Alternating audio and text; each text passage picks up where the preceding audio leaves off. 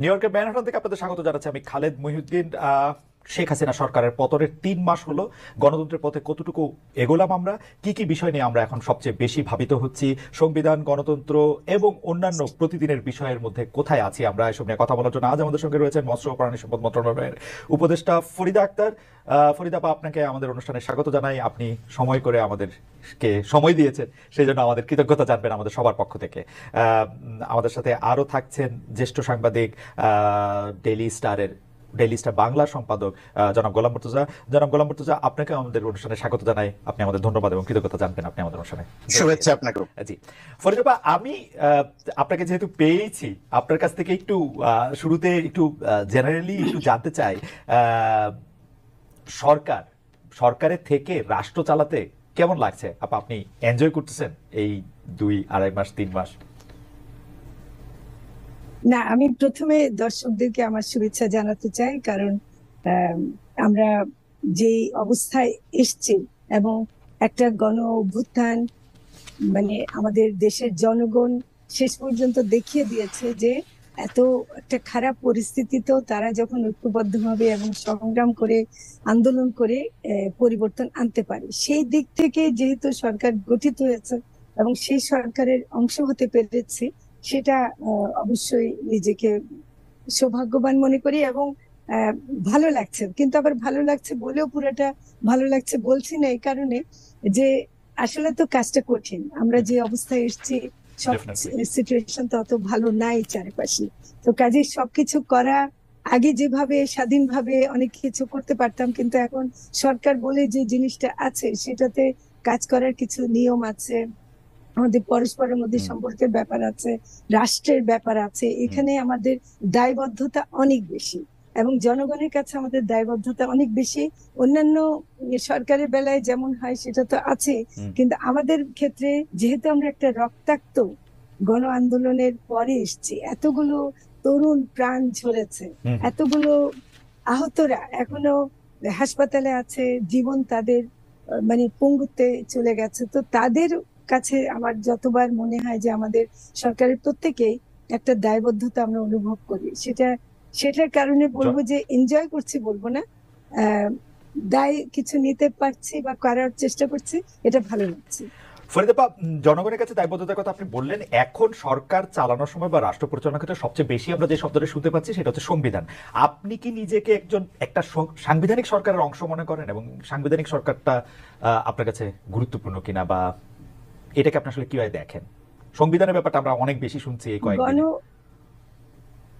হ্যাঁ, গণ অভ্যুত্থানের পরে আসলে যে সরকার গঠিত হয় সেটা সাংবিধানিক ধারাবাহিকতার প্রশ্ন থাকার কথা না, কিন্তু যেহেতু আমরা একটা সাংবিধানিক ভাবে আমরা শপথ নিয়েছি এবং আমরা সেরকম ভাবে সংবিধান মেনে আমরা সরকার গঠন হয়েছে, তো সেজন্য একটা ধারাবাহিকতা আছে। কিন্তু তারপরেও আমি বলবো যে এই সংবিধান কতটুকু আমরা রাখতে পারবো, বা এটা যেহেতু এটার ভিতরেই এমন অনেক কিছু ছিল যা কিন্তু দেশে ফ্যাসিবাদকে টিকিয়ে রাখতে সহায়তা করেছে, যা অনেক অগণতান্ত্রিক হয়ে উঠেছিল, স্বৈরশাসকদেরকে টিকিয়ে রেখেছিল, ফলে এই সংবিধানের অংশ হওয়াটা একটু কঠিন। ফলে যেহেতু সংবিধান সংস্কারের প্রশ্ন আসছে এবং এগুলো নিয়ে কথা বলছে, বিশেষ করে ছাত্ররা তো এটা ভিন্নভাবে দেখছে, ফলে আমি মনে করি যে আমি সেদিকেই যাব যেদিকে জনগণ যেদিকে যাবে, এবং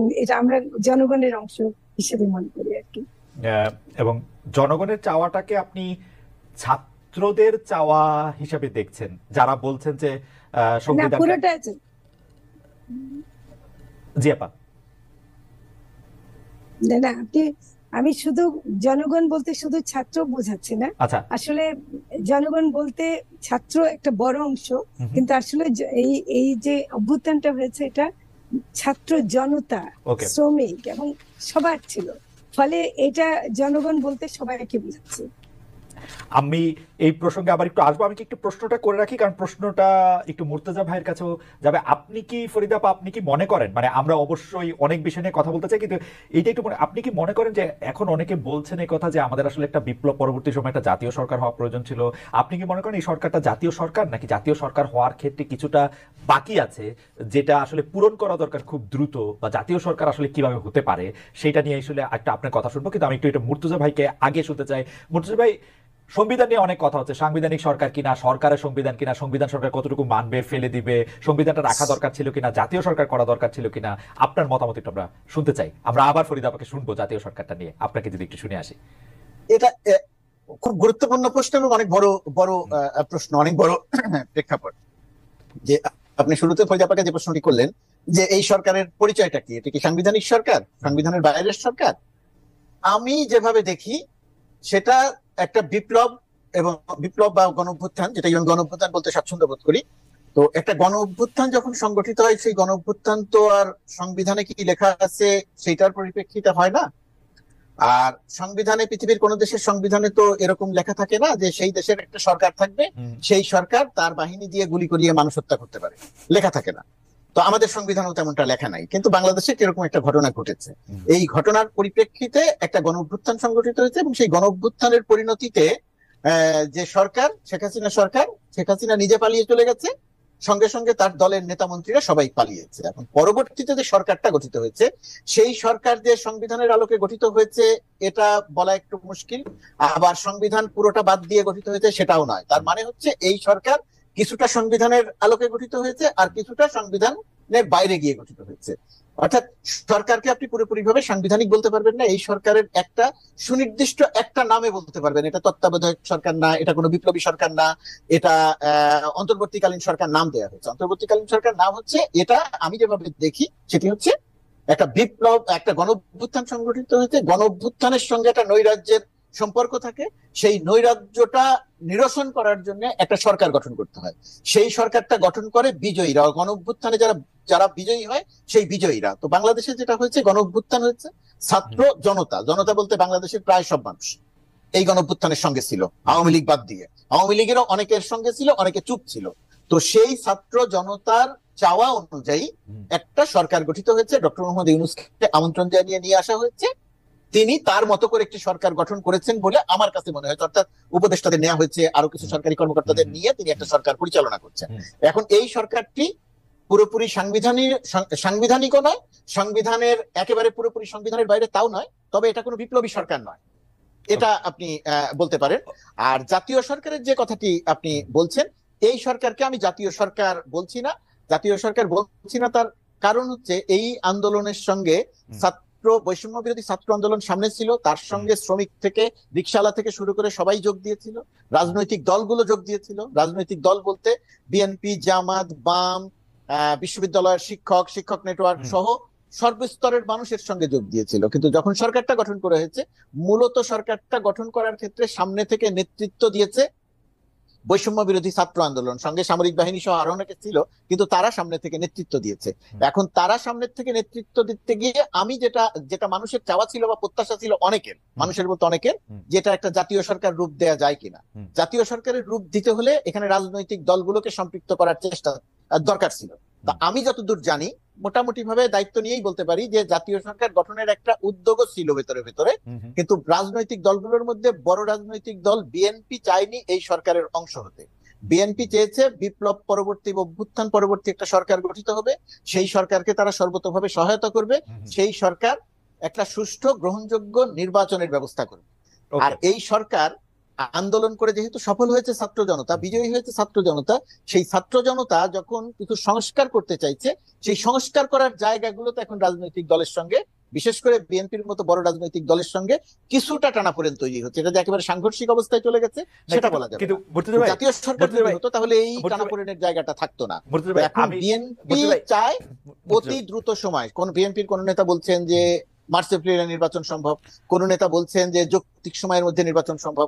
আবার বিএনপির যদি দুইজন নেতার কথা আমি ধর্তব্যের মধ্যে নেই, তারেক রহমান এখন পর্যন্ত যে বক্তব্য দিয়েছেন সেটা আমার কাছে খুবই তাৎপর্যপূর্ণ, যে তিনি সরকারকে কোন রকম চাপের মধ্যে রাখতে চাচ্ছেন এরকম কোনো কথা তিনি বলেননি। মির্জা ফখরুল বলেছেন, বিশেষ করে ডক্টর মোহাম্মদ ইউনূসকে স্মরণও করিয়ে দিয়েছেন যে আপনার ভাবমূর্তি ক্ষুণ্ণ হয় এমন কোনো কিছু করবেন না, যৌক্তিক সময়ের মধ্যে নির্বাচন দেবেন, নির্বাচনের রোডম্যাপ ঘোষণা করেন। কমিশন গঠনের জন্য একটা সার্চ কমিটি গঠন করেছে, সেটা নিয়ে কিছু কথা আছে, বাট গঠন করেছে। সরকারও নির্বাচনের দিকে যেতে চাইছে। আমি মনে করছি যে সরকার একটা মিশ্র প্রকৃতির একটা সরকার, অন্তর্বর্তীকালীন যেটা নাম দেয়া হয়েছে এটাকে এক নামে অভিহিত করা একটু কঠিন। গণ অভ্যুত্থান পরবর্তী নৈরাজ্য নিরসনের জন্য যে সরকারটা দরকার ছিল, আমি মনে করি যে মোটামুটি ভাবে ঠিকই আছে, দু একটি ব্যতিক্রম ছাড়া। মুর্তজা ভাই, আমি যেটা আসলে আপনার মাঝখানে একটু ঢুকতে চাইতেছিলাম, যেটা পারতেছিলাম না, যেটা মাঝখানে একটু ঢুকতে চাইতেছিলাম কিন্তু পারতেছিলাম না, কিন্তু সেইটা হচ্ছে যে মুর্তজা আপনি এত সুন্দর করে বললেন যে সরকারটার একটা পরিচয়, যে মানে যদি আমি এটাকে এক লাইনে বলি, যেটা হচ্ছে জাতীয় সরকার মাইনাস বিএনপি, বা জাতীয় সরকার মানে বিএনপি কে ছাড়া জাতীয় সরকার। এবং সেইটা আপনি যেমন একটু ইঙ্গিত দিলেন, সেই ব্যাপারটা আমিও আসলে কয়েকজনের কাছ থেকে শুনছি যে বিএনপি কে আসলে চাওয়া হয়েছিল জাতীয় সরকারে, বিএনপি জাতীয় সরকারে যায় নাই। কিন্তু এখন যে বিএনপি যায়ও নাই, আবার সরকারের সাথে একটা দূরত্ব তৈরি হলো, এইটা এইটা এটা এটা কিরকম? আবার কয়েক রকম মন্তব্য পাওয়া যাচ্ছে যে চাপে রাখতে চাই না, আমরা বুঝি সরকারের এই জিনিস করতে হবে। এইটা আপনি আসলে কিভাবে দেখছেন? এবং এর ফলে মানে নানা ধরনের অস্থিরতা নানা জায়গা থেকে তৈরি হচ্ছে, কিন্তু এটা আপনি কিভাবে দেখছেন? আমরা ফরিদাবাকে শুনবো, কিন্তু ফরিদাবার সাথে ফরিদাবাকে এখন আমাকে শুনতে পাচ্ছেন? আমি একটু টেস্ট করে আসি। জি শুনতে পাচ্ছি। জি, ফরিদাবা শুনতে পাচ্ছেন? তাহলে ভাই একটু বলেন যে এটা কিরকম, যে বিএনপি জাতীয় সরকার গেলেও না, আবার সরকারের সাথে একটা দূরত্ব তৈরি হচ্ছে, এটা কিরকম? এটাকে আমি খুব অবাক হচ্ছি না, এবং খুব বড় করেও পুরো বিষয়টিকে দেখছি না প্রথমত। আর আপনি যেটা বললেন যে বিএনপি বাদ দিয়ে জাতীয় সরকার, আসলে তাও নয়। বিএনপি বাদ দিয়েও জাতীয় সরকার আপনি বলতে পারবেন না এটাকে, কারণ এই আন্দোলনের সঙ্গে তো ছোট ছোট অনেক রাজনৈতিক দলের সম্পৃক্ত ছিল। জামাত ছিল, হেফাজত ছিল, বাম ছাত্র সংগঠন ছিল, বাম রাজনৈতিক দলগুলো ছিল, সবাই তো ছিল। ছোট ছোট, তারা হয়তো দলে ছোট, কিন্তু তাদের কর্মীরা তো একটা অংশ নিয়েছে। সুতরাং এটাকে জাতীয় সরকার সেভাবে বলা যাবে না, আমি বলবো না। বিএনপির জায়গা থেকে যদি আমি দেখি যে বিএনপির এই বক্তব্য, বিএনপির ভেতরে কিছুটা অস্থিরতা আছে। অস্থিরতাটা সেটা তারা তাদের নেতাদের বক্তব্যের মধ্যে দিয়ে সেই অস্থিরতাটার প্রকাশ আমরা দেখছি। এখন সব নেতার বক্তব্যকে আমি ঠিক ধর্তব্যের মধ্যে ধরতে চাচ্ছি না। আমি বক্তব্য হিসেবে ধরছি তারেক রহমান এবং মির্জা ফখরুল ইসলামের বক্তব্য। সেই বক্তব্যের মধ্যে আমি যেটা বুঝতে পারছি, সেই বক্তব্যটি হচ্ছে এখন দেশের যে পরিস্থিতি, আওয়ামী লীগের মতো একটা বড় রাজনৈতিক দল যেহেতু প্রায় সবাই পালিয়ে চলে গেছে, এবং তার বিরুদ্ধে যেহেতু কিলিং এর অভিযোগ, সুতরাং সেই দলটি সংগঠিত হবার আগেই যদি বাংলাদেশে একটা নির্বাচনের আয়োজন করা হয় এবং সেই নির্বাচনটি সুষ্ঠু গ্রহণযোগ্য হবে, মানুষ ভোট দিবে, সেরকম একটা নির্বাচন হলে সবচেয়ে বেশি সম্ভাবনা যে বিএনপি বিপুলভাবে বিজয়ী হবে। সেই প্রত্যাশার জায়গা থেকে, সেই বাস্তবতার জায়গা থেকে বিএনপি যে অতি দ্রুত নির্বাচন চাইবে সেটা খুব অস্বাভাবিক নয়। আমি মনে করি যে সরকারের সঙ্গে বিএনপির আলোচনার জায়গাটা বন্ধ হয়ে যায়নি। সরকার যে সংস্কারগুলো করতে চাইছে সেই সংস্কারগুলোর মোটামুটি একটা রূপরেখা, এবং তার পরবর্তীতে যদি নির্বাচনের একটা রোডম্যাপ কেন্দ্রিক একটা ধারণা বিএনপিকে দিতে পারে, তাহলেও বিএনপির যে এই অস্থিরতা, বিএনপির যে এই আলোচনা, তারপরে আবার তৃতীয় কোনো বা চতুর্থ কোনো জায়গা থেকে বলা হচ্ছে -2 বা মাইনাস বিএনপির চিন্তা করা হচ্ছে কিনা, এই সমস্ত তত্ত্ব রাজনীতি থেকে যদি চলে যায়, সরকারের মাথার উপর থেকে যদি এই সমস্ত প্রশ্ন চলে যায়, তাহলে আমার ধারণা যে রাজনীতিতে আমরা একটা এই অস্থিরতাটা দেখবো না, বিএনপির অনেকটা স্বস্তিদায়ক রাজনীতি আমরা দেখবো। আমার মনে হয় মুর্তজা ভাই, থ্যাংক ইউ সো মাচ। আমি একটু আবার ফরিদাবার কাছে আসি। ফরিদাবা, জাতীয় সরকার নিয়ে আপনার মনে কোনো আফসোস আছে কিনা? আপনি কি মনে করতেন কিনা যে জাতীয় সরকারটা হওয়া দরকার ছিল? মুর্তজা ভাই যেরকম বললেন বিএনপি আসে নাই, ছোট বাম দলগুলিকে নেওয়া হয় নাই, বা আরো যারা অংশগ্রহণকারী ছিল, জামায়াতের কথাও বলেছেন মুর্তজা ভাই। এটা নিয়ে আপনার একটা ছোট মন্তব্য শুনে আমি আরেকটা প্রশ্নে যেতে চাই। ফরিদাবা। আচ্ছা, না, আমার মনে হয় যে মুর্তজা খুব সুন্দর করে ব্যাখ্যা করে দিয়েছেন যে কেন এটা জাতীয় সরকার না, এবং জাতীয় সরকার আসলে হওয়ার কোনো সুযোগও ছিল না। আর আমি এমনি একটা আপনাকে যুক্ত করতে চাই একটা কথা, যে আন্দোলন যখন হয়েছিল, ছাত্র জনতার আন্দোলন, তখন এই জনতার মধ্যে, এমনকি ছাত্রদের মধ্যেও কিন্তু সব দলের, যেটা মুর্তজা একটু ইঙ্গিত দিয়েছেন, যে সব দলের অংশগ্রহণ ছিল, তাদের কর্মীরা ছিল, কেউ দলীয় পরিচয়ে থাকেনি, এবং তারা এত ভালোভাবে ছিল যে ওই সময় তারা এটার নিয়ে কোনো প্রশ্ন তোলেনি, নেতৃত্ব নিয়ে মারামারি করে। আপনারা বলেন নাই কেন? একটা যে আপনি কি বলেছিলেন যে ওদেরকেও নেওয়া দরকার, আমাকে ডাকতেছো তোমরা? না না, আমরা কেন বলবো, যখন যেভাবে এসছে, এবং এটা জাতীয় সরকার হওয়ার মতো কোনো ব্যাপার সে সময় প্রশ্নটা ওঠেনি। সেই সময় হ্যাঁ, প্রশ্নটা ওঠে আর নাই। জাতীয় সরকার হওয়া, হ্যাঁ, সেই সরকার হওয়ার মতো পরিস্থিতি, যেমন আমরা নিজেরাও তো প্রস্তুত ছিলাম না, রাইট। আমরা তো আসলে নিজেরা যে হব তা তো আমরা প্রস্তুত ছিলাম না। কিন্তু সবচেয়ে বড় কথা হলো যে ছাত্র জনতা যেভাবে সেই সময় শেষ করে শেখ হাসিনা পালিয়ে গেছে, এবং এই মাঝখানে কিছুদিন তো সরকারও ছিল না, ডক্টর ওকে। ইউনূস ফিরে এসেছেন, তারপর আমরা 3-4 দিন পরে হয়েছে। তো এটার মধ্যে যেটা হয়েছে, সেটা আমার মনে হয় যে জাতীয় সরকারের ব্যাপারে যোগাযোগটা ওভাবে করা সম্ভব ছিল ওকে না। আপা, এবং মর্তজা যেভাবে বলেছেন, আমার মনে হয় যে ওটা বেস্ট সুন্দরভাবে বলা হয়ে গেছে। আপা আমি আর আপা এর ঠিক আছে, সাথে কিছু ঠিক আছে, যোগ আমরা করব পরের না। প্রসঙ্গে যাই। আপনি মির্জা ফখরুল ইসলাম আলমগীরকে, মানে বিএনপির মহাসচিবকে উদ্বেগমুক্ত করতে বলেছেন, -2 ফর্মুলা নিয়ে কোনো চিন্তা করছে না অন্তর্বর্তী সরকার। অনেকে জানতে চাইছেন, আমরাও জানতে চাইছি, আপনাদের এজেন্ডা কি -1, মানে ছাত্রলীগকে নিষিদ্ধ করেছেন, এবার আওয়ামী লীগকে নিষিদ্ধ করবেন, এরকম কি একটা এজেন্ডা আপনাদের আছে কিনা? এটা কি আপনাদেরকে কেউ বলেছে? না, আমি জানতে আমাদের চাইছি, এই আমি কথা জানতে কি চাইছি, আপনাদেরকে? আমি জানতে না, চাইছি। আমাদের, না না, কারণ এগুলো অহেতুক ভাবে মাইনাস, এই কথাগুলো, এগুলো বহু পুরনো একটা তত্ত্ব, এবং এগুলো রাজনীতির মধ্যে এই কথাগুলো আনার কোনো অর্থ নাই। ওকে, এখন যেটা যেটা ঘটছে, ছাত্রলীগকে নিষিদ্ধ করা হয়েছে মাইনাস করার জন্য না, ছাত্রলীগের সন্ত্রাসী কর্মকাণ্ডের জন্য তাদেরকে নিষিদ্ধ করার প্রয়োজন ছিল, তাই করা হয়েছে। তো কাজে এখানে কোনো মাইনাস করার না, চিন্তা থেকে মানে কোনো ব্যাপারটা কিছু কি করা হয়, হয়নি। ব্যাপারটা কি হয় রাজনীতি, ফরিদাপা, ব্যাপারটা কি হয় যে ছাত্রলীগের কর্মকাণ্ড তো আসলে আমরা অবশ্যই মাঠে থেকে সাংবাদিক হিসেবে, ভুক্তভোগী হিসেবে, নাগরিক হিসেবে আমরা দেখেছি। সেটার সন্ত্রাসী কর্মকাণ্ডের অবশ্যই ফৌজদারি অপরাধ তারা করেছে, সেটার একটা ফৌজদারি অপরাধের একটা বিচার হতে পারতো, আমাদের কম্পিটেন্ট কোর্ট আছে। সংগঠনকে নিষিদ্ধ করলে মনে হয় কি কোন একটা লিগেসিকে ধ্বংস করতে চাচ্ছে কেউ। আপনার কাছে এরকম মনে হয় কিনা যে একটা সংগঠন ধরে, মানে একটা সংগঠন তো এরকম হইতে পারে না যে এই সংগঠনের 100 জন লোকই খারাপ, এটা তো বা 100 জন লোকই বাতিল হওয়ার যোগ্য। না সেটা না, কিন্তু কিন্তু ছাত্রলীগ নামটার মধ্যে এমন একটা জড়িয়ে গেছিল, সন্ত্রাস জড়িয়ে গেছিল, চাঁদাবাজি, তারপর মানুষের উপর নির্যাতন, এগুলো এত বেশি জড়িয়ে গেছিল, সেজন্য এই সময় এটা একটা প্রয়োজন ছিল, এবং সেই কারণেই এটা ছাত্ররাও চেয়েছে, এবং সে কারণে হয়েছে। এছাড়া আর কোনো উদ্দেশ্য না, যে তাদের রাজনীতিকে নির্মূল করা না, এই মুহূর্তে তাদের এটা করা ছাড়া আর পথ ছিল না। আচ্ছা, অন্য আমাদের কাছে অন্তত এটা মনে আছে। ঠিক আছে, মানে হয় কি বাংলাদেশের দর্শকরা আবার খুব মানে মানে মানে এই ছাত্রলীগের ব্যাপারে অনেক সময় অনেক বেশি সেন্সিটিভ থাকেন। যারা পক্ষে থাকেন তারা এক ধরনের সেন্সিটিভিটি দেখান, আরেক ধরনের যারা বিপক্ষে থাকেন তারা মনে করেন ছাত্রলীগকে কেন নিষিদ্ধ করা হলো, এই প্রশ্ন করা হলে বোধহয় কেউ একটা ছাত্রলীগ হয়ে গেল, সেইটারও একটা মানে বিপজ্জনক অবস্থা। আমি একটু মুর্তজা ভাইয়ের কাছে যেতে চাই। মুর্তজা ভাই, আপনি জানেন যে আজ মার্কিন যুক্তরাষ্ট্রে সরাসরি, আমি যেখানে আছি সেখানে সরাসরি ভোট গ্রহণ হচ্ছে। তো তো এইটার ব্যাপারে আপনার কাছে যে প্রশ্নটা করতে চাই, সেটার প্রশ্নটা আসলে ফরিদাপার কাছেও, সেটা হচ্ছে যে বাংলাদেশে হিন্দু নিপীড়ন নিয়ে সরকার বলছে যে এটা আসলে মানে হিন্দু নিপীড়ন নিয়ে সরকারের বক্তব্য আপনি জানেন, কিন্তু ডোনাল্ড ট্রাম্পের টুইট দিলে আপনি আসলে কিভাবে দেখেন 5 আগস্টের পর সংখ্যাগরিষ্ঠরা ছাড়া অন্য সবাই, যে হিন্দু, বৌদ্ধ, খ্রিস্টান, সুফিবাদী, বাউলপন্থী, মাজারপন্থী, সবাই যে চাপের মধ্যে আছেন, এই বাস্তবতা আপনি আসলে কিভাবে দেখেন মুর্তজা ভাই? প্রথমত কথা, এটা ভালোভাবে দেখার কোনো সুযোগ নাই এই কারণে যে সংখ্যায় যারা কম, আমরা যাদেরকে সংখ্যালঘু বলি, তার মধ্যে বাংলাদেশে যখন কোনো একটা ক্ষমতার পরিবর্তন হয়, বা যখন বিশেষ করে আওয়ামী লীগ কেন্দ্রিক, বা আওয়ামী লীগ কখনো যখন তার অপরাধের জন্য একটু চাপে থাকে, তখন বাংলাদেশে সংখ্যালঘু, বা আরো সরাসরি যদি বলা হয় তাহলে হিন্দুদের উপরে আমরা একটা আক্রমণ লক্ষ্য করি। 2001-এর নির্বাচনের পরেও আমরা লক্ষ্য করেছি। কিন্তু এই জায়গাটায় যেটা হয়েছে 2001 এবং এই 2024, এই দুইটি সময় আমি একটি বিষয় লক্ষ্য করেছি, যে আক্রমণ হয়েছে, কিন্তু যতটা আক্রমণ হয়েছে, যতটা তারা আক্রান্ত হয়েছে দেশের ভেতর থেকে এবং দেশের বাইরে থেকে, প্রচার বা প্রোপাগান্ডাটা তার চেয়ে কয়েক গুণ বেশি ছিল 2001-এর। আমি পরবর্তীতে পর্যবেক্ষণ করে এবং নিজে কাজ করতে গিয়ে লক্ষ্য করেছি, 1 নাম্বার।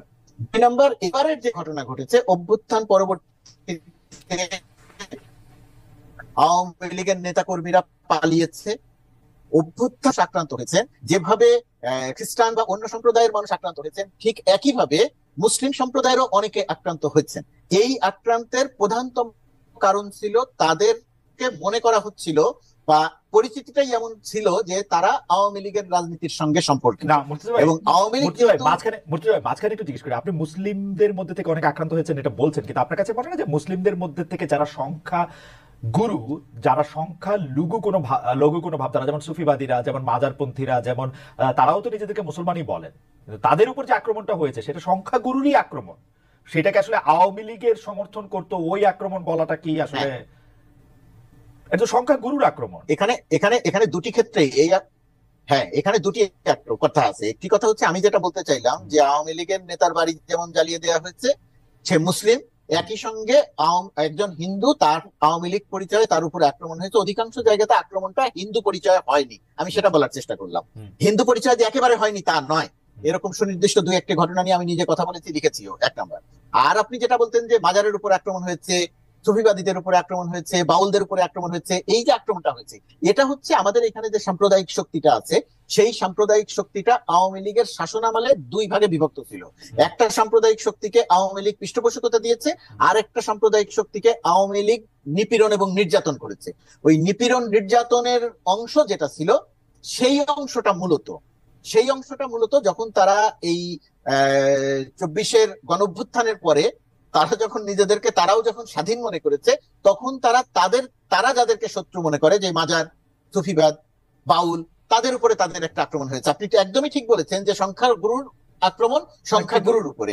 হয় কি যে একটা গণ অভ্যুত্থান পরবর্তীতে যখন কোনো কিছু একটা দেশে কাজ করে না, যখন পুলিশ ডিস্ট্রয় হয়ে যাওয়া অবস্থায় থাকে, সেনাবাহিনী কি করবে না সেই অবস্থায় থাকে না, সেই অবস্থার মধ্যে অনেক রকমের ঘটনা ঘটে। বাংলাদেশে ঠিক সেই ঘটনাটাই ঘটেছে, কোনটাই খুব অস্বাভাবিক ব্যাপার নয়। ভাই, মাজার বা সুফিবাদের যারা যারা এটাকে বিশ্বাস করেন, তাদেরকে কি আপনি সাম্প্রদায়িক শক্তি বলবেন এবং আওয়ামী লীগ কর্তৃক পেট্রোনাইজড বলবেন, যে এই সাম্প্রদায়িক শক্তিটাকে, আপনার সমীকরণে কি তাই?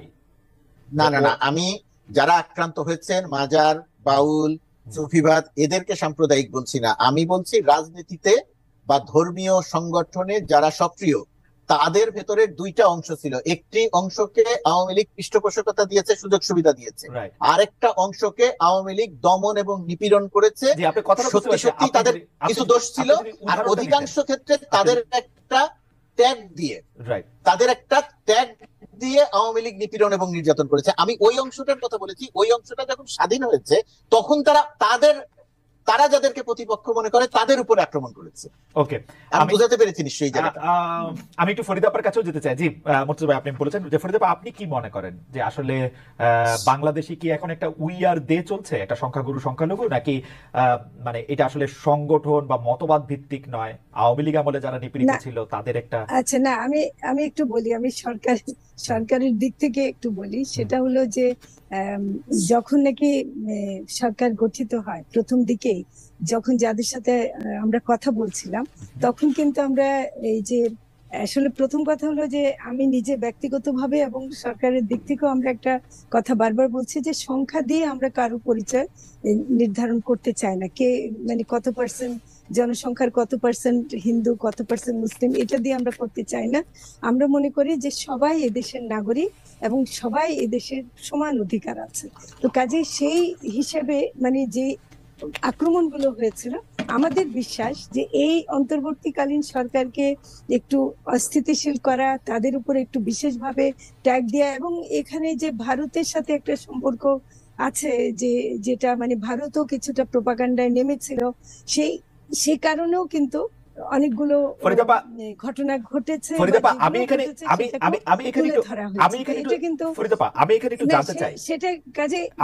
জানতে চাই যে ভারতীয় মিডিয়া, আমি একটু যে আপনি ভারতের কথা যেহেতু বললেন, ভারতের কথা যেহেতু আপনি বললেন, ভারতীয় কতিপয় মিডিয়া আর ভারত কি এক কথা? ভারতীয় ওই কতিপয় মিডিয়া সারাক্ষণ প্রোপাগান্ডা করে, সেটা বলছি না, মোদির বিপক্ষে, অনেক সময় মোদির পক্ষে, অনেক সময় মমতা ব্যানার্জির বিপক্ষে, অনেক সময় মমতা ব্যানার্জির পক্ষে। ভারতীয় মিডিয়াটাই এরকম একটু ট্যাবলেট ধর্মী, যাদের কথা আমরা বলতেছি তারা।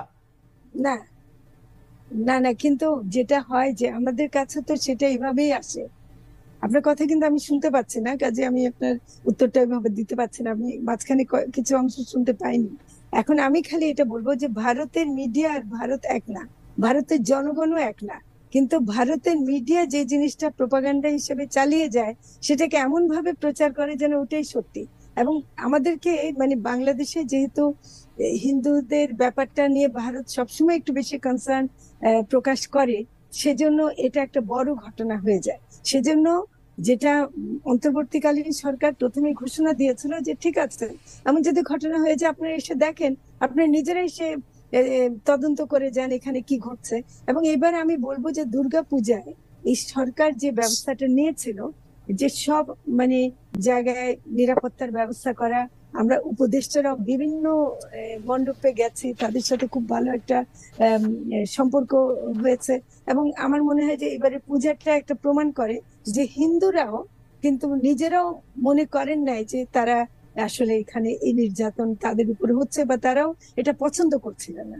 আমাদের বহু হিন্দু বন্ধুরা আছেন বা হিন্দু মহাজোটের না ঠিক আছে, এটা আমিও বলেছে যে এটা আমিও এটার সাথে আমরা একমত না। না, আমি ওরা বাংলাদেশের নাগরিক, কাজে ওরা এটা বলতে চাইনি কখনো। আমার মনে হয় যে ফরিদ আপার বক্তব্যের সাথে আমি একমত যে বাংলাদেশে আসলে নির্যাতন হওয়ার ক্ষেত্রে হিন্দু মুসলমান এভাবে না হয়, আসলে যেটা হয় হচ্ছে যারা শক্তিশালী থাকে তারা দুর্বলের উপর অত্যাচার করে, এটা হচ্ছে যে আসল কথা। সেটা আওয়ামী লীগের সময় আওয়ামী লীগ সংখ্যালঘুদের উপর প্রচুর অত্যাচার করেছে, নির্যাতন করেছে, সেটিও আসলে যখন যে শক্তিশালী হয় তখন সেটি করে।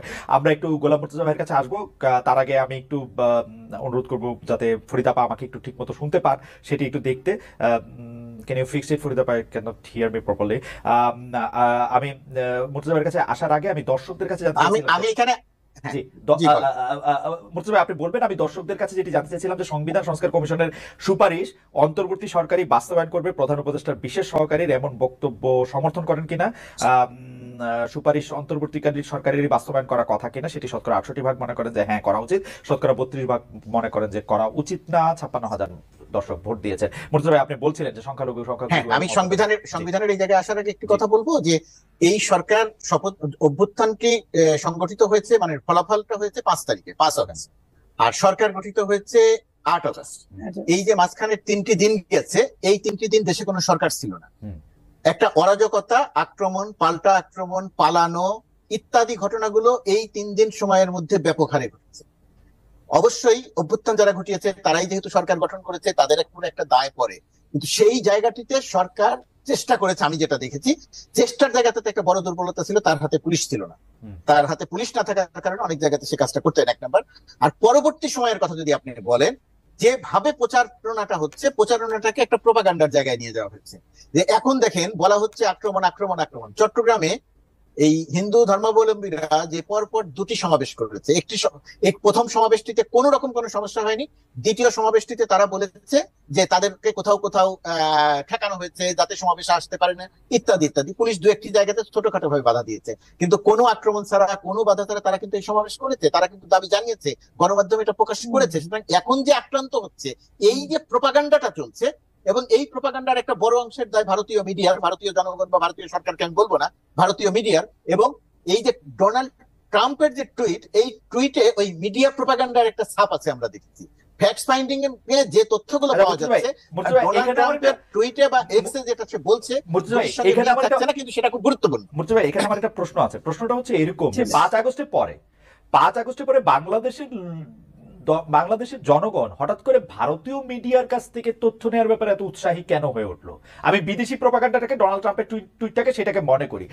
ভারতীয় মিডিয়া কিন্তু আজকে না, আমি 25 বছরের কন্টেন্ট অ্যানালাইসিস করে দেখাইতে পারি যেই সব মিডিয়াগুলির কথা বলা হইতেছে, ইনক্লুডিং গুরুত্বপূর্ণ আনন্দবাজার, বর্তমান এবং অন্যান্য পত্রিকা, তারা ট্যাবলেট ধর্মী, তারা প্রত্যেকটা বিষয়কে, নিউজকে হাইপ আপ করতে পছন্দ করে, এবং তাদের কোনো গ্রহণযোগ্যতা বাংলাদেশে এত ছিল না এই কয়দিনে যতটা দেখা গেছে। এটা কারণটা কি আসলে?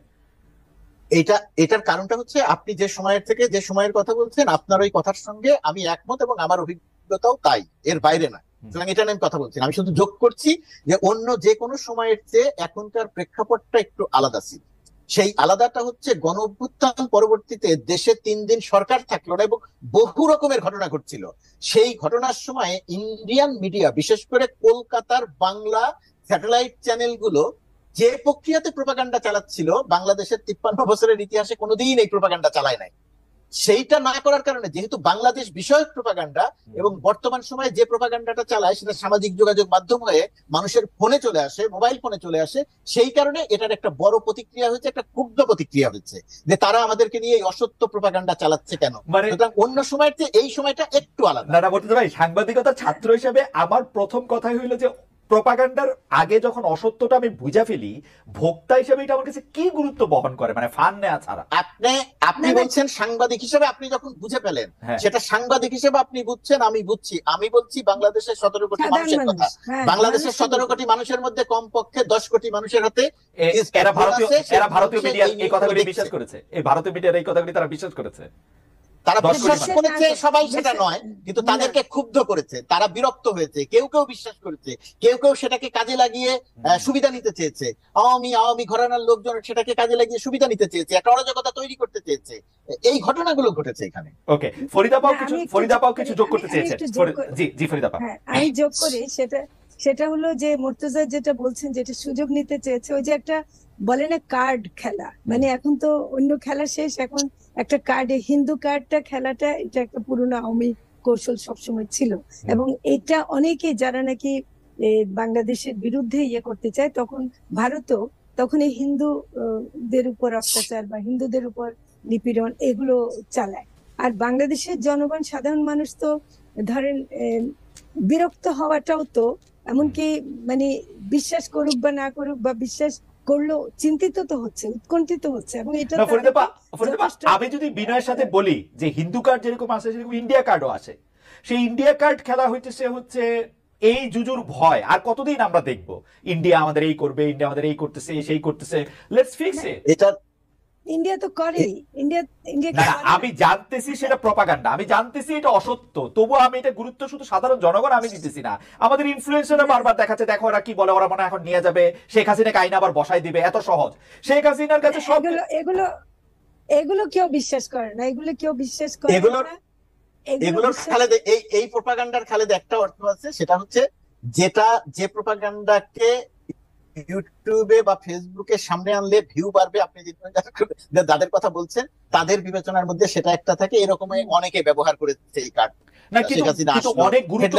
অনেক গুরুত্বপূর্ণ লোকরাও তো বলতেছেন যে সংবিধানের এই জিনিসটা মানা হয়েছে, তার ফলে এটা শেখ হাসিনা আবার চলে আসতে পারেন, বাংলাদেশের প্রধানমন্ত্রী হয়ে যেতে পারেন। সংবিধান, আর্মি সবকিছু লইয়া থেকেও যাকে বাঁচানো যায় না, যাকে পলাইতে হয়েছে, যে এখন সামনে আসতে পারে না, মেয়ের সাথে দেখা করতে পারে না, পুরো বাংলাদেশে কিন্তু আওয়ামী লীগ নাই, সেই জুজুর ভয় এখন দেখানোর মানেটা কি? সেইটা দেখানোর মানে আপনি যাদেরকে বলছেন যে অনেক গুরুত্বপূর্ণ মানুষ, তারা আদৌ গুরুত্বপূর্ণ মানুষ না। আমরা হয়তো তাদেরকে মনে করি যে তারা গুরুত্বপূর্ণ মানুষ। কোন গুরুত্বপূর্ণ মানুষ এটা ভাবতে পারে না যে সংবিধান অনুযায়ী শেখ হাসিনা এখনো প্রধানমন্ত্রী আছেন। এই যে প্রপাগান্ডা, এই যে বক্তব্য, এটা যদি কেউ বিশ্বাস করে, তাকে আমি গুরুত্বপূর্ণ মানুষ হিসেবে মানতে রাজি। না ফরিদাপাকে একটু বলবেন যে আজকে সচিবালয়তে গিয়ে আন্দোলন, পরশুদিন হচ্ছে হাইকোর্ট দখল করে নিয়ে যাবে, কোর্ট দিয়ে একটা কু করা হবে, এই ভাবনাগুলির জায়গাটা কোত্থেকে আসলে? এইগুলি কেন বারবার বলা হচ্ছে? মানে এটা সেটেলড ম্যাটার যে উনি আর ফিরবেন না, পদত্যাগ পত্র পাওয়া যায় নাই, এগুলি কেন কয়দিন পর পর একটা জিনিস, মানে এইটার হিসাবটা কি আসলে? না, এগুলো তো তৈরি করা হচ্ছে এবং সামনে নিয়ে আসা হচ্ছে, সেজন্য অনেক ব্যাখ্যা তো থাকতেই পারে। তো সেটা আমরা যারা ব্যাখ্যা দিচ্ছেন তারা সেটা বলবেন, কিন্তু এটা একটা মানে খেলা, এবং এই অন্তর্বর্তী সরকারের উপর চাপ সৃষ্টির জন্য এটা সারাক্ষণই বলা হচ্ছে, তো সেটাই আসছে। আর কোর্টে এগুলো ছিল এবং ছাত্ররা এগুলো সব হ্যান্ডেল করেছে, নানা রকম আক্রমণ, আনসার দিয়ে আমাদেরকে, আমরা সেক্রেটারিয়েটে ছিলাম সেদিন, মানে আনসার বাইরে থেকে ঘিরে রেখেছিল, অনেক রকম কিন্তু এখন হচ্ছে। এগুলো কিন্তু আমরা মনে করি যে এই সরকারকে যেভাবে হ্যান্ডেল করতে হচ্ছে, সেটা সরকার যথেষ্ট আন্তরিকতার সাথে চেষ্টা করছে, কিন্তু এটা একটা বাস্তবতা যে এটা হচ্ছে, এটা তো অস্বীকার করতে পারবে না। ভয় দেখাবার বিষয় না বা বানিয়ে বলার বিষয় না, এটা ঘটছে। মুর্তজা ভাই, আচ্ছা ঠিক আছে, আমি অন্য প্রসঙ্গে আসি। যে মুর্তজা ভাই, আপনি নিশ্চয়ই খেয়াল করেছেন যে ঢাকা শিল্পকলা একাডেমিতে একটা নাটক চলার সময় মুক্তিযুদ্ধ জনতা আগুন দিয়ে দিবে এটা বলে শিল্পকলা একাডেমির পরিচালকের সেই নাটককে বন্ধ করতে হয়েছে। এটা আমার মনে হয় আপনি বেশি দিনের খোঁজ খবর রাখেন, আমার আর মনে পড়ে না এরকম কখনো এরকম হয়েছে কিনা, মানে যেইটাই হোক, যা ঘটনাই হোক, মানে মহাপরিচালককে গিয়ে একটা চলমান নাটক বন্ধ করে দিতে হয়েছে, সেরকম আর কখনো হয়েছে কিনা? এগুলো আসলে কিসের বার্তা দেয়, কিসের লক্ষণ? এটা কোনো ভালো বার্তাও দেয় না, ভালো লক্ষণও না। প্রথমত যে নাটক বন্ধ করে দিতে হবে, দ্বিতীয়ত কথা, ওই যে আমি একটা কথা বললাম যে কেউ একজন মনে করছে সে এখন অনেক ক্ষমতাবান, সেই কাজটা করে ফেলতে পারে। হুম। শিল্পকলা একাডেমির মহাপরিচালকের কাছে যখন গিয়ে সে বা তারা গিয়ে বলল যে এই নাটক চলতে পারবে না, নাটক বন্ধ করে দিতে হবে, আগুন দিয়ে দিব, হুম। আর শিল্পকলা একাডেমির মহাপরিচালক নাটক বন্ধ করে দিলেন, এটা মানে মহাপরিচালক হিসেবে প্রাথমিকভাবে তিনি তার দায়িত্ব পালন করতে পারেন নাই। তার এখানে অবশ্যই একটা শক্ত অবস্থান নেওয়া দরকার ছিল। যদি শিল্পকলা একাডেমিতে আগুন দিয়ে দেওয়ার মতো অবস্থা সত্যিই তৈরি হতো, তাহলে তার আইন শৃঙ্খলা রক্ষাকারী বাহিনীকে ডাকা উচিত ছিল, সেনাবাহিনীকে ডাকা উচিত ছিল। ম্যাজিস্ট্রেসি ক্ষমতা নিয়ে এখন সেনাবাহিনী মাঠে আছে। কয়েকজন মানুষ গিয়ে বললো যে আমরা আগুন দিয়ে দিব, ওই ভদ্রলোক সরকারের সমালোচনা করেছে, তার নাটক চলতে পারবে না, এটা বন্ধ করে দিয়ে একটা খুব বাজে নজির তৈরি করেছেন শিল্পকলা একাডেমির মহাপরিচালক। শিল্পকলা একাডেমির মহাপরিচালক হিসেবে যখন জামিলামকে নিয়োগ দেওয়া হয়েছে, আমি তখন এটাকে মনে মনে প্রশংসা করি। আমি কিছু লিখিনি, আমি মনে করেছি যে একজন ভালো মানুষকে নিয়োগ দেওয়া হয়েছে, এটা একটা ভালো ব্যাপার।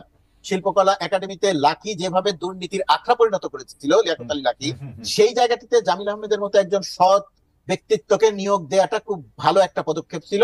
কিন্তু তিনি ভালো মতোই চলছিলেন অল্প সময়ের মধ্যে, কিন্তু এই নাটক বন্ধ করার এই হুমকি তিনি মোকাবেলা করতে পারলেন না কেন, এটা আমাকে বিস্মিত করেছে। এবং আমি এই ঘটনার জন্য খুবই লজ্জিত ফিল করেছি নিজেকে, একটা হুমকির কারণে নাটক বন্ধ করে দিতে হয়েছে। মুর্তজা ভাইকে ধন্যবাদ। আমি ফরিদা আপাকে চট করে জানতে চাই যে ফরিদা আপা, আপনি ঘটনাটা খেয়াল করেছেন কিনা? শিল্পকলা একাডেমির মহাপরিচালক আইন শৃঙ্খলা বাহিনীর সাহায্য চেয়েছিলেন কিনা, নাকি আইন শৃঙ্খলা বাহিনীর সাহায্য চাওয়ার আগেই তিনি নাটক বন্ধ করে দিলেন? সরকার কোথায় ছিল? আমি তখন ঢাকায় ছিলাম না, কিন্তু আমি যতটুকু জেনেছি আমার মনে হয় যে আইন শৃঙ্খলা রক্ষাকারী বাহিনী আগেই উনি নাটক বন্ধ করে দিয়েছিলেন। কিন্তু ফলে পত্রপত্রিকা আমি দেখেছি, আমি সরাসরি জানার সুযোগ হয়নি। ফরিদা আপা, এটা কেমন হলো? মানে উনি আইন শৃঙ্খলা বাহিনীর সাহায্য চাইলেন না, কেউ গিয়ে বললো যে আগুন লাগাই দিব, তুমি নাটক বন্ধ করে দিলেন? হ্যাঁ, এটা এটা এটা আমি মুর্তজার সাথে একমত যে এটা এটা তার মানে আরো শক্তভাবে হ্যান্ডেল করা উচিত ছিল। কারণ এটা একটা যদি প্রতিষ্ঠা হয়ে যায়, একটা উদাহরণ সৃষ্টি হয়ে যায় যে এভাবে কেউ এসে এরকম বন্ধ করতে পারে, সেটা ভালো লক্ষণ না। যেমন ধরেন বাংলাদেশে কিছু প্রতিষ্ঠানকে বলা হচ্ছে, গণমাধ্যম বা কিছু প্রতিষ্ঠানকে বলা হচ্ছে অমুকরা চলতে পারবে না, বন্ধ করে দেওয়া হবে। এই প্রশ্নটা আসতাম মুর্তজা ভাই, এই প্রশ্নটা আসতাম। মানে শেখ হাসিনার সময় শেখ হাসিনা প্রকাশ্যে বললেন, মানে আমি আজকে এই কথাটা অনেকবারের মতো আবারও বলতে চাই, প্রকাশ্যে নির্লজ্জভাবে দাম্ভিকভাবে বললেন যে আমি ডেইলি স্টার প্রথম আলো পড়ি না। ডেইলি স্টার প্রথম আলোর সাথে আমার আলাদা কোনো মানে ভালোবাসা নাই, আমি ডেইলি স্টার প্রথম আলোতে মানে প্রথম আলো গ্রুপে কাজ করেছি সেজন্য না। কিন্তু তিনি বলেছিলেন নির্লজ্জ অসভ্যভাবে সেই ডেইলি স্টার এবং প্রথম আলোর 5 আগস্টের পর মানে পুলিশের পহরা দিতে হইতেছে, এ পুরাই দিবে, এ বয়কট করবে, এগুলি কেমন? মানে মানে বুঝতে ভাই, এটা আপনি কিভাবে দেখেন? আমি ফরিদা আপাকে এই কথা জানতে চাই। দেখেন কিভাবে দেখি, এখানে একটু নিজের কথা বলা হয়। 5 আগস্ট যেদিন শেখ হাসিনা পালিয়ে চলে গেলেন, সেই দিন আমি ডেইলি স্টারের ভেতরে আমরা মিটিং করছিলাম। হঠাৎ করে জানলাম যে ডেইলি স্টারের নিচে ভাঙচুর হচ্ছে, একটা আতঙ্ক তৈরি হয়ে গেল। সেই সময় আমার কাছে মনে হলো যে আমি নিচে যাব এবং গিয়ে কথা বলবো যে কারা ভাঙচুর করছে। তারা ভাঙচুর করছে, ইট পাটকেল ছুড়ে মারছে। আমি যখন গেটের সামনে গিয়ে বললাম যে কেন আপনারা ভাঙচুর করছেন, আমরাই তো এত কিছু করলাম, তাহলে আপনারা ভাঙচুর করছেন কেন? সেখানে যখন তারা ছিলেন, তারা তখন তাদের মধ্যে থেকে একটা অংশ হয়তো আমাকে চিনলেন, চিনে তখন তারা অন্যদেরকে প্রতিরোধ করলেন।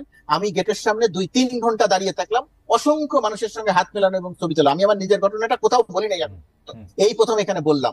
এটা বললাম এই কারণে যে মানুষ যখন সুযোগ নিতে চায়, একটা মব যখন সুযোগ নিতে চায়, তখন এই কাজগুলো করে। তো মানুষ যখন রাস্তায় আছে, মানুষ যখন স্বাধীন, মানুষ যখন উত্তেজিত, তার কিছু একটা করতে হবে, সেই সময়ে একটা দুষ্ট চক্র থাকে, সেই দুষ্ট চক্র এটাকে কাজে লাগিয়ে এই যে জ্বালাও পোড়াও বা ভাঙচুরের মতো ঘটনা ঘটাতে চায়। আর আমি প্রসঙ্গটি এখানে আনতে চেয়েছিলাম এই কারণে যে প্রতিদিন হুমকি দেওয়া হচ্ছে, দখল করা হবে, ভাঙচুর করা হবে। তাহলে কি এই সমস্ত প্রতিষ্ঠানের লোকজন সবকিছু বন্ধ করে দিয়ে চলে যাবে? বন্ধ করে দিয়ে চলে যাবেন, এটাকে মোকাবেলা জামিল আহমেদ যেরকম বন্ধ করে দিয়ে মোকাবেলা করেছেন, এটা বন্ধ করে দিয়ে মোকাবেলা করার জিনিস না, এটা সামনে থেকে বিষয়টি দেখে মোকাবেলা করার ব্যাপার। ফরিদা আপা কি বলেন যে প্রথম আলো, তারপরে ডেইলি স্টারের নাম দিল্লি স্টার বলা, এবং তাদেরকে বন্ধ করে দিতে হবে, ইট পাটকেল মারতে হবে, তারা খারাপ, তারা ভালো না, এবং এইটা আপনি আসলে কিভাবে দেখেন? এবং তাকে মানে আমি জানি না, মানে কি সব আহ্বান জানানো হচ্ছে, আমি বুঝতেও পারি না। আমি একটা মনে বলি যে জাস্ট আমি সংক্ষেপেই বলবো এই ব্যাপারে। আমার মনে হয় না যে সরকার এটা কোনোভাবেই সমর্থন করে যে এভাবে কোনো, কারণ আমরা তো এতদিন মত প্রকাশের স্বাধীনতার জন্য আন্দোলন করেছি, এতদিন তো সংবাদপত্রের স্বাধীনতার জন্য আন্দোলন করেছি। কাজে এই সরকারের কাছ থেকে এরকম কোনো কিছু মানে হবে না, যেটা তারা কোনোদিনই এই ধরনের সমর্থন করে না, এবং নিশ্চয়ই এটা যারা করছে তাদের বিরুদ্ধে অবশ্যই ব্যবস্থা নেওয়া। এখানে এখানে খালেদ, যেহেতু আপনি প্রসঙ্গটি তুললেন, আমি জাস্ট দুটা কথা বলি। যে আমি যে নিজে যেহেতু ডেইলি স্টারে কাজ করি, সেই ক্ষেত্রে ডেইলি স্টারের কথাই বলছি, অন্য কারোর কথা বলছি না। যে ডেইলি স্টারের বিরুদ্ধে দিল্লি স্টার বলা, আরো অনেক রকমের কথা বলা, ফ্যাসিবাদের সমর্থক, ফ্যাসিবাদের পৃষ্ঠপোষকতা দেয়া, এই ঢাকা বিশ্ববিদ্যালয়ের সাম্প্রতিক সময়ে একটা আলোচনা অনুষ্ঠানে আমি গিয়েছিলাম, সেখানে যারা দর্শক ছিলেন তারাও এই প্রশ্নগুলো করেছিলেন।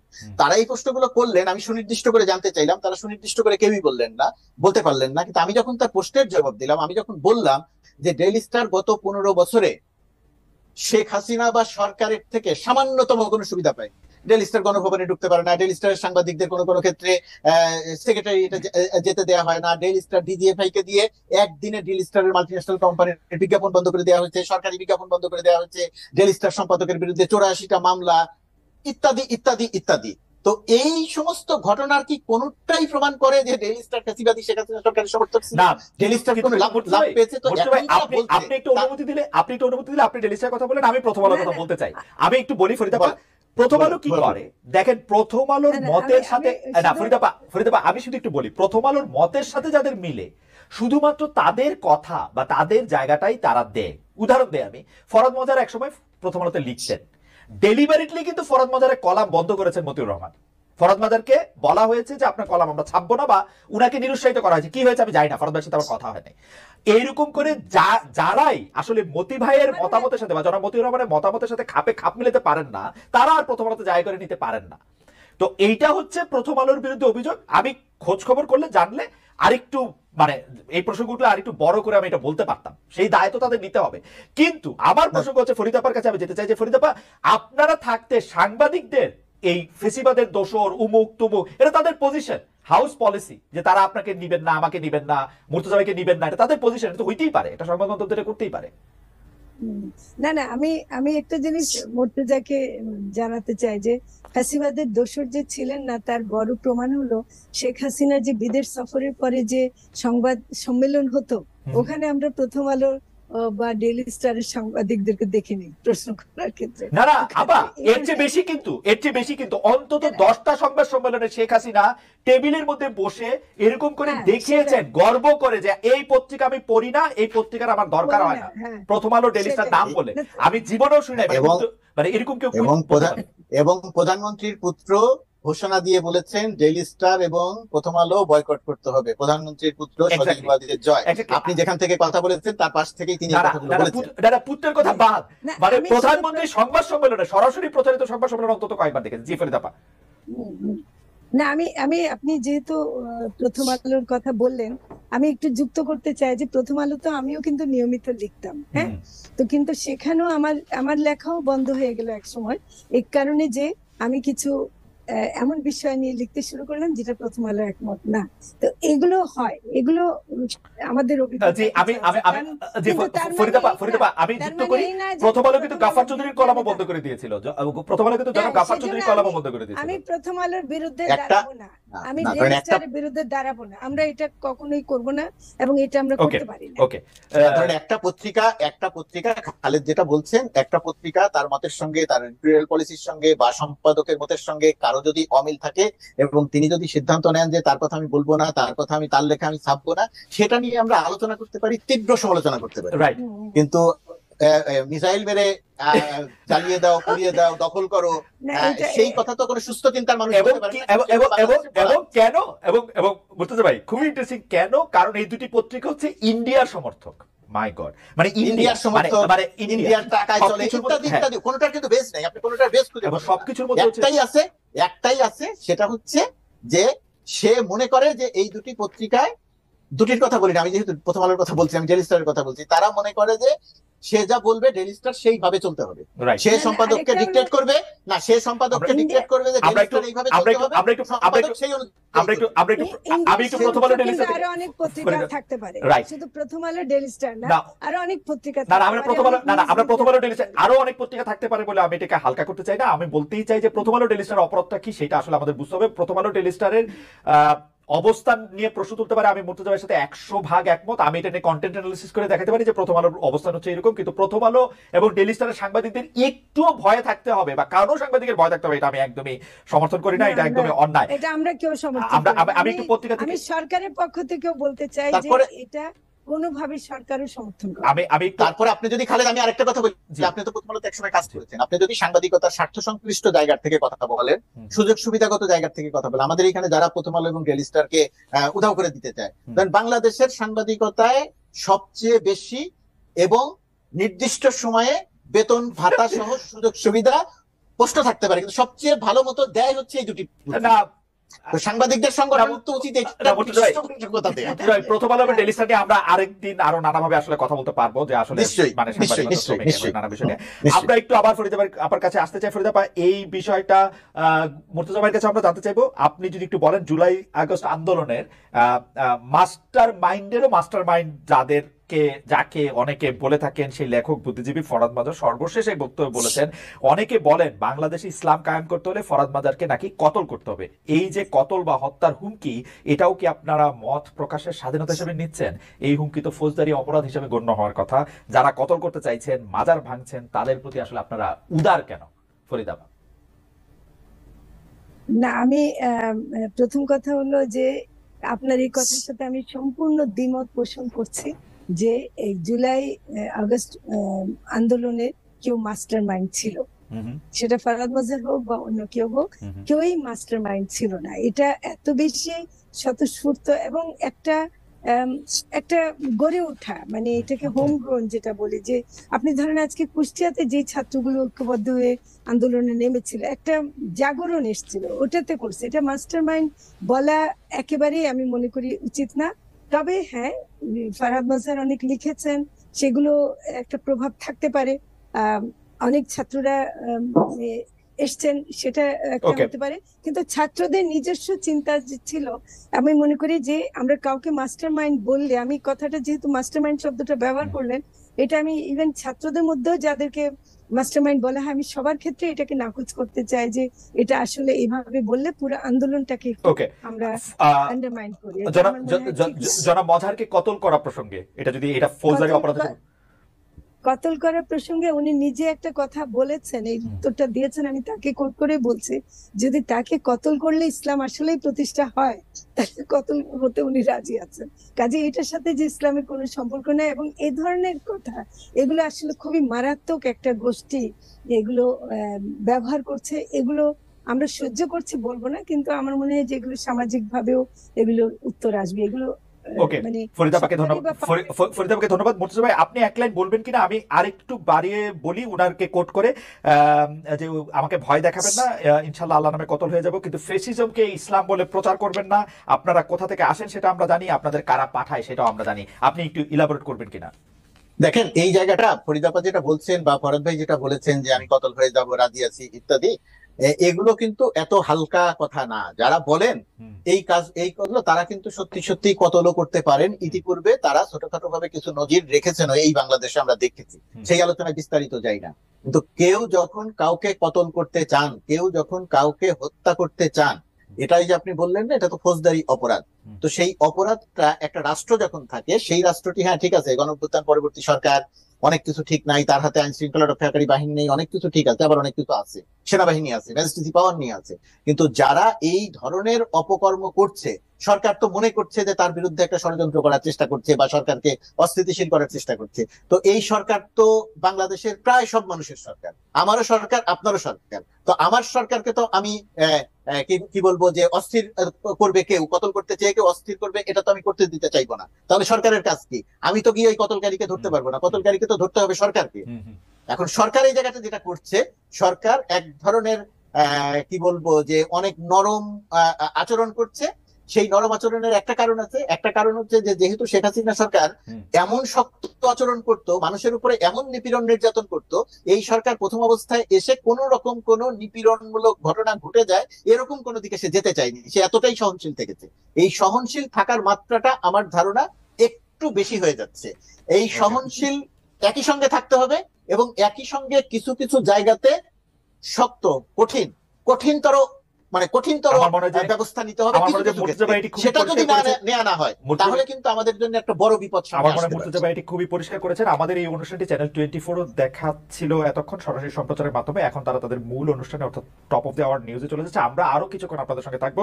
এবং ফরিদাপা, আপনার কাছে একটু জানতে চাইবো যে সরকার একটু নরম পন্থা নিচ্ছে কিনা আপনি যদি খুব সংক্ষেপে বলেন, কারণ আমাদের শেষ প্রশ্নটাও আপনার কাছে রয়েছে। আপনি জানেন যে আপনাদের ক্যাবিনেটের একজন অ্যাডভাইজার জনাব মোহাম্মদ ফজল কবির খান জ্বালানি উপদেষ্টা, তিনি বলছেন ক্ষমতায় যেতে রাজনীতিবিদরা উস্কুস করছেন, ক্ষমতায় থাকতে হয় দেশের প্রয়োজনে দায়িত্ব, ক্ষমতায় থাকতে নয় দেশের প্রয়োজনে দায়িত্ব নিয়েছে অন্তর্বর্তী সরকার। আমি 1 মিনিটে আপনার কাছ থেকে জানতে চাইবো যে আসলে সরকার খুব একটু নরম পন্থা অবলম্বন করছে কিনা, আর 2 হচ্ছে রাজনীতিবিদরা ক্ষমতায় যাওয়ার জন্য উস্কুস করছেন এই বক্তব্যের সাথে আপনারা সরকার, ক্যাবিনেট, প্রধান উপদেষ্টা সব একমত কিনা, আপনি যদি 1 মিনিট একটু বলেন। না, প্রথম কথা হলো সরকার নরমপন্থা ঠিক না, মানে নরম শব্দটা আমি ব্যবহার করতে চাই না মুর্তজার মতো। আমার মনে হয় যে সরকার কিছুটা সহনশীল বা একটু এমন ভাবে চেষ্টা করছে যে ওই মাত্রাটা যেন বেশি না হয়। তাছাড়া পুলিশ এখনো নামেনি সেভাবে, মানে সরকার যাদেরকে দিয়ে কাজ করাবে তাদের প্রত্যেকে কিন্তু এখন মাঠে নাই, এবং আর্মি আছে, সেক্ষেত্রে আর্মি মানে আছে। যদি শক্ত ব্যবস্থা করতে হয় তাহলে কিন্তু যেভাবে করতে হবে। আর সেটা আমরা অনেকটা চাচ্ছি না যে আগের সরকারের মতো আমরা সবকিছুতে একেবারে তেড়ে মেরে উঠবো, সেটা আমরা চাচ্ছি না। এবং আমরা কিছুটা ওকে আপা, আমাদের আর সময় নাই, এটা আমাদের আর দেখতে সময় নাই। চাই। রাজনীতিবিদদের নিয়ে যদি একটু বলেন, উস্কুস করছেন রাজনীতিবিদরা ক্ষমতায় যেতে, ক্ষমতায় এটি আপনাদের সম্মিলিত বক্তব্য কিনা, নাকি একজন জ্বালানি উপদেষ্টার একক বক্তব্য? না, এটা যিনি বলেছেন আমি মনে করি তার বক্তব্য।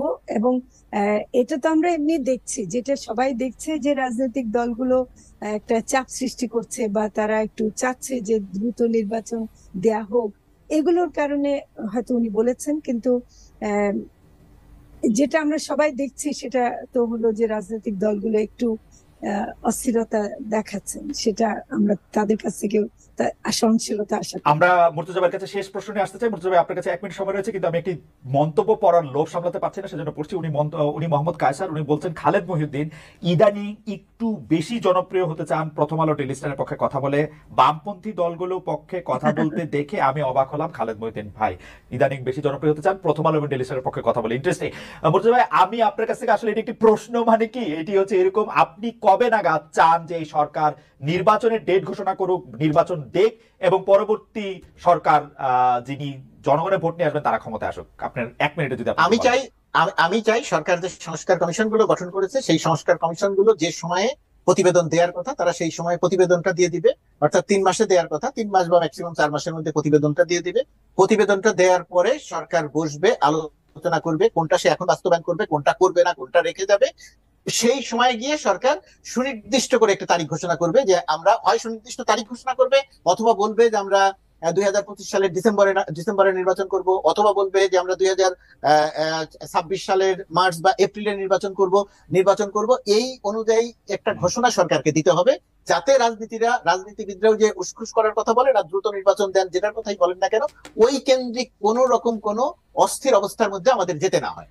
ওকে, মুর্তজা ভাই আপনাকে অনেক ধন্যবাদ ফরিদা আপা আপনাকেও। আপনারা জানেন দর্শক যে আজ মার্কিন যুক্তরাষ্ট্রের নিয়মিত ভোট গ্রহণ শুরু হয়েছে। ঠিকানা আপনাদের সঙ্গে থাকবে, 1 ঘন্টা পর থেকে 2 ঘন্টার একটি নিয়মিত বিশ্লেষণ আপনারা পাবেন। আগামীকালও আমরা থাকবো আপনাদের সঙ্গে, সেটি নিশ্চয়ই আপনারা সবাই অংশগ্রহণ করবেন, থাকবেন, মতামত পাঠাবেন, সেই জন্য আপনাদের সবাইকে অসংখ্য ধন্যবাদ। এবং বৃহস্পতিবার আমরা আবার ঠিকানা খালেদ মহিউদ্দিন নিয়ে আসছি, সে পর্যন্ত আপনাদের সবাইকে ধন্যবাদ, শুভেচ্ছা।